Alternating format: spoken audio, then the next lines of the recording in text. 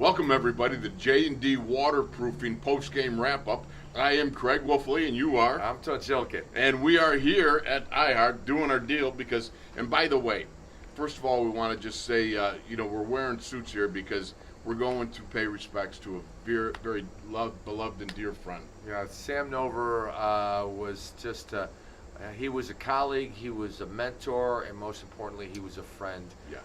And so we're going to his memorial service, and our prayers and condolences go out to his daughters and his grandchildren, his entire family, and but we're going to miss Sammy, and we love him. Indeed, absolutely. Well, Chaluch, the game with the Patriots was just a huge game. I mean, that was a rockin' loud, a very vocal Heinz Field crowd that just kind of got going right from the get-go. The best thing about it was I thought, we talked about this, win the toss, right. Put the offense out there, and you said lose the toss, but put the offense out there either way. Right, because I thought they were going to defer. They defer all the time. Finally, they take the ball, and I get it because you don't want to get behind on the New England Patriots. Right. The opening drive, they mixed pass, run. They did a great job, and I loved it. I loved the way they started that game, and they kept their foot on the accelerator. I was very, very impressed with Jalen Samuels. I thought he Absolutely. just, as I said during the broadcast, hey, we found another running back. There you are. I was really impressed here. I wanted to see the running game. Yeah. We saw the running game, 19 for 141. The best part about it was when it looked like they were going to fall back into that kind of get away from it in the second half, they came back and got some more of the running game. Yeah. Indeed, that was an important part, I believe, in my mind.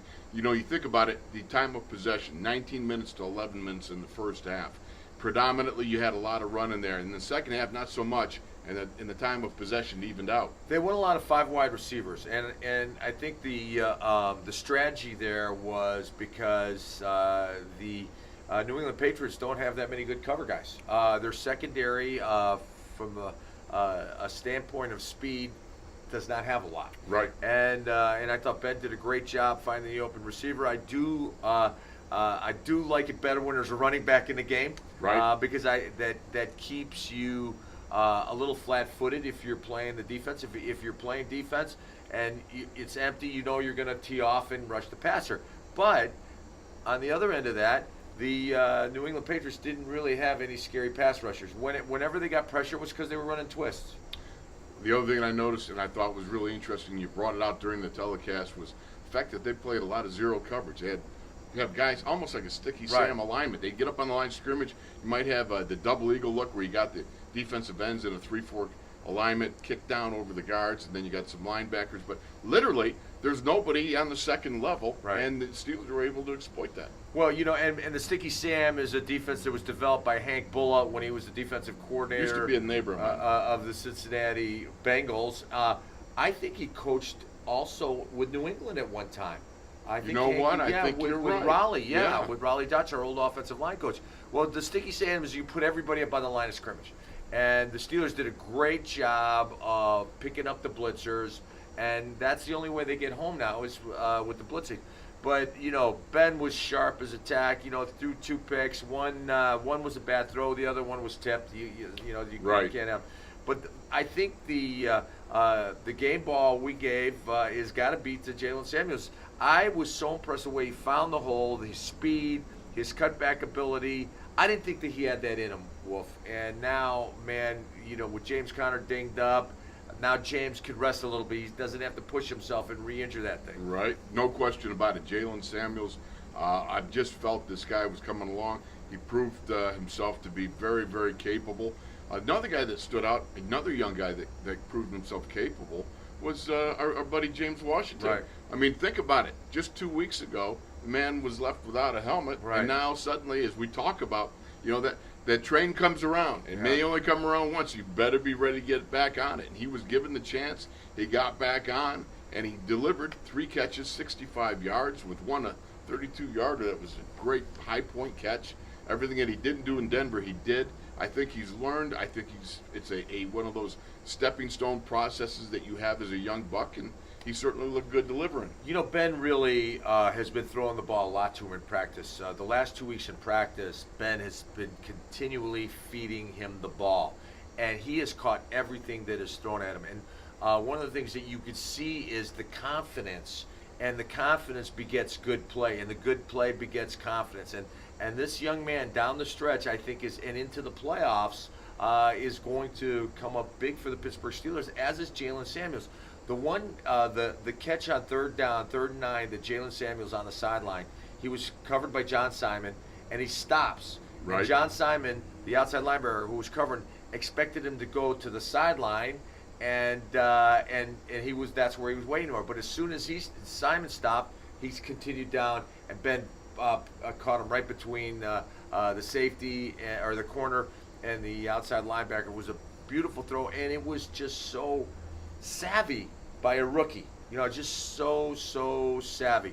But let's go to the defensive side of the ball, because How about that? They held Tom Brady to 10 points, 3 points in the second half. Wow, you gotta love the defense. That. Yeah, Chaluch. I mean, it started off with you're harassing Brady. One of the things that looked like Tom Brady aged throughout the game. He got whacked good 7 times, hit for a sack on one, so he got 8 good hits on him.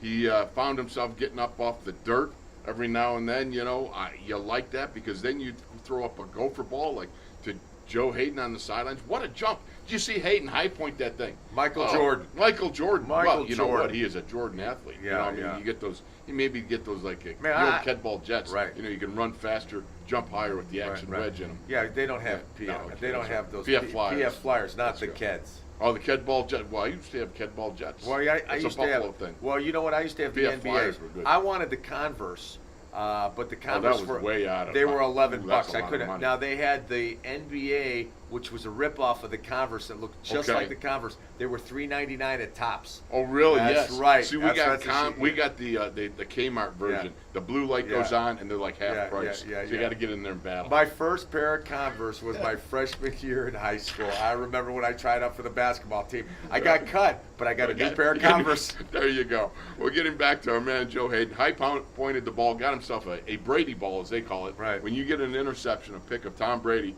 the defensive backs hang on to it because they say it's a Brady ball. That's a special thing. I want to get that thing painted up. No question about it. Yeah. They did that. Then, of course, also, the other thing, too, was they Gronked the Gronk. Right. Think about it. 9 catches, 168 yards last year.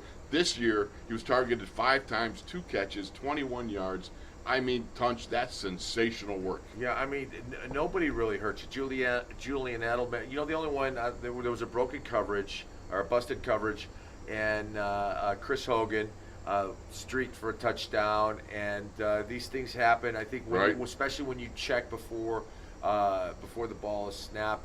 Well, but in the second half, they held Brady to 3 points. When's the last time that happened? I can't even. Steelers have never done that. No. And you know, the thing about it is, Tom Brady was, prior to this game, 11-2 against the Steelers. The Steelers had dropped 5 in a row to them, hadn't beaten them since 2011. And last year, I saw after the game when he was heading for the Players' Tunnel. Let me tell you something. You talk about a guy that loves beating Pittsburgh in Pittsburgh. He was yelling at the fans. He was yelling, "How do you like that?" He was just really fired up and intense and everything like that. I think he was a little bit calmer going out of the tunnel this time around. His head was hung in shame. In shame. Much shame. You know, the other thing is, I want to talk about this. I love the way the defense tackled the catch. You know, there were, Brady's going to get his completions. You can't get frustrated, and you can't get lulled into sleep to jumping routes. You've got to tackle the catch. If the ball's in the air and you got a shot at it, you got to go make that play. But I love the way I didn't see many missed tackles this week versus the New England Patriots and the Steelers. And one of the things is, you know, when you play a lot of zone, you've got your eyes forward, so it's easy to rally the ball. What the Steelers did a great job of, even when they were playing man, after the completion, they came off their guy and they still rallied to the ball. That's what was really, really impressive to me. Well, I think that's a wrap. He's Tunch. I'm Wolf for J&D Waterproofing. Call 1-800-VERY-DRY and tell them Tunch and Wolf sent you. It's a family-owned business. They're great people. So if you got any problems, give them a call. And, of course, we will just finish up by saying, Sam Nover, we love you. Yeah. We miss you, brother. Miss you.